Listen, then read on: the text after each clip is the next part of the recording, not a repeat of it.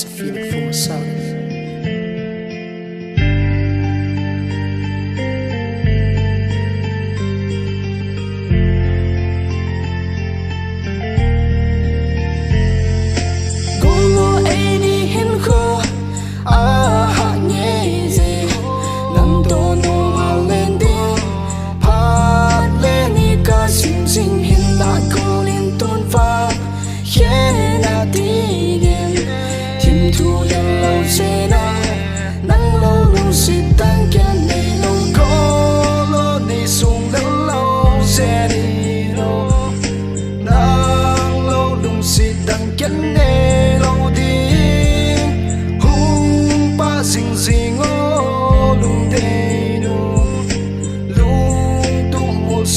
Sinoma ilan na din boy Namil ka mo lâu tiếng Ca mong dấu bồi Xin sông miên bia say sông lên lung Khát yên ba dinh tê yên kia lung xe sông á Tô lâm lê Hùng tâm dông lê ô cô Lung đẹp ta yên băng dinh hi tê Cô lô nê sông lên lâu dê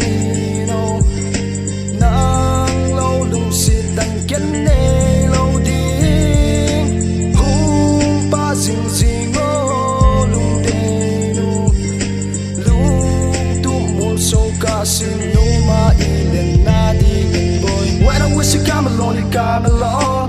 There's a reason why sometimes when you whisper with my name is come along. Whispering has to be with the friend. Nắng lâu vinh mong dâu lâu, nắng lâu vinh tiếng dâu lâu, nắng dâu lâu vinh kề cầm mong dâu boy. Nắng ngày hình khâu à ha, nắng ngày buồn đâu à ha. Nắng ngày hình khâu cầm mong gì nhé cô. Cô ngô ấy đi hình khâu À hạ nhé gì.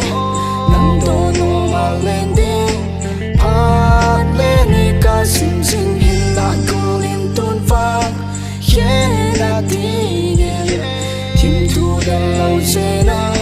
Nắng lâu lưu xịt tăng kênh này lâu Cô lô đi xuống lên lâu dễ đi đâu. Nắng lâu lưu xịt tăng kênh này lâu đi.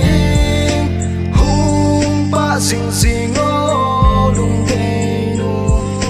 Lung tung một số ca xin nô mà ilan na din boy. Cô lô đi xuống lên lâu dễ đi đâu. Nắng lâu lưu xịt tăng kênh này lâu đi.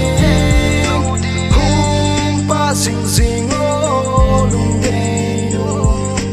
Lung tung một số ca xin nô mà ilan na din boy.